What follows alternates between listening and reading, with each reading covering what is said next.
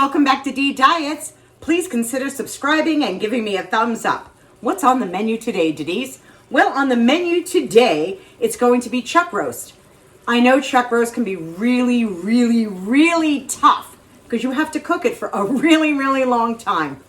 But today was one of those days when it's really cold in Pennsylvania. I know by this accent you're probably thinking, is she always from Pennsylvania? No, from New York. But I've been here almost 31 years. So I am going to make a chuck steak, and it's really simple and it's really easy and it's really delicious. And today, even though we're in May, it's still cold in Pennsylvania. I don't think it's warmer than 52 degrees out there. So we have very, very short summers here. So I wanted something that was going to be rib sticking, delicious. When Doug got home, he can have a really good meal. And I do like this myself. So I'm going to do a chuck roast with onions and gravy, mashed potatoes, and peas. Doesn't that sound so good and hearty? So I'm going to show you what I'm doing over here. You don't need to see me. You don't.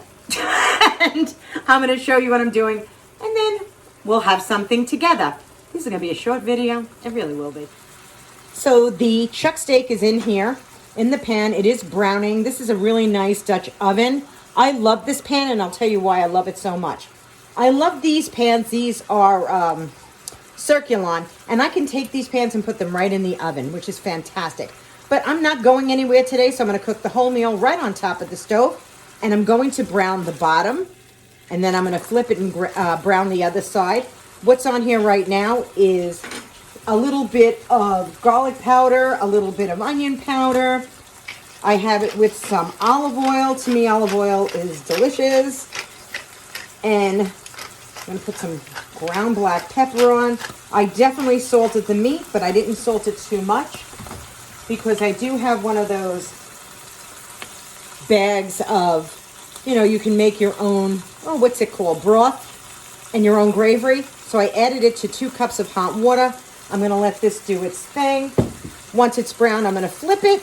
And then I'll show you what we're going to do next. Okay, so when you see the blood, and I want to make sure you can see this, when you see the blood coming out, then you should flip this over, and it should be brown on the other side. Yes, oh, isn't that beautiful?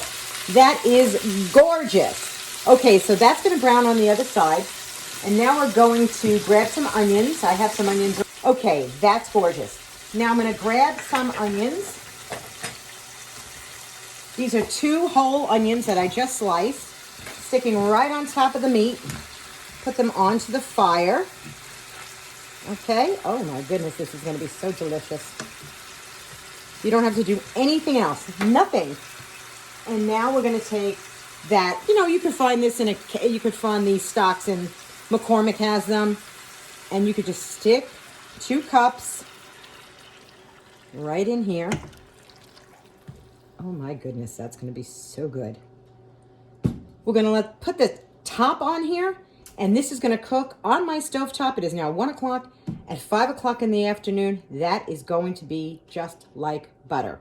And I'll come back and I'll show you. Alrighty, this has been cooking for 3 hours, and I want to pull the cover off so you guys can see it. Oh my goodness.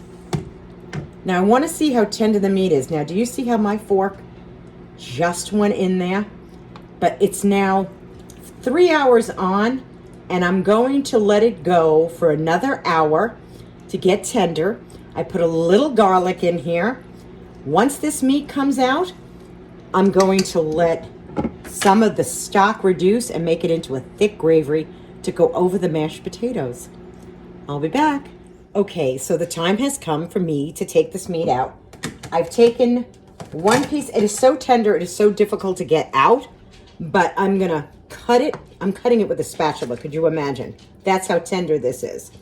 So I'm going to split this up because it'll be a lot easier for me. Put it on the dish. Oh my goodness. There we go. Put it over here. Take the next piece and put it right over here. Okay. There we go. And now, doesn't that look fabulous? But now what I'm going to do is I'm going to crank the heat up on these beautiful juices, and I'm going to let this reduce for a second. And then I will come back and show you what else I'm going to do. And it smells so good. I wish we had smell-o-vision. Well, now you can see that it's really reduced. And I'm just going to stick the meat right back in it.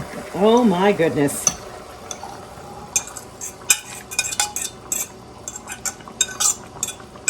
Just to get a little bit more of that gravy on everything. Oh my gosh, that looks good. And then I'll come back and I'll set up those plates to show you what I do after this. And this is my plate. I'm not a big meat eater, but I love peas and I love some mashed potatoes. So let's join me at the table. Now, doesn't this look delicious? Oh my goodness, it does. Now, everybody knows I'm not a big meat eater. I'm a chicken eater more than I am a meat eater. But I do love peas. So just want to taste, you know how you just want everything in one bite? I was able to make 2 plates for Doug. And now I won't have to cook tonight and I won't have to cook tomorrow because Doug doesn't mind having leftovers. So let's try some of the peas and the gravy first. Oh, the onions. Oh, everything smells so good.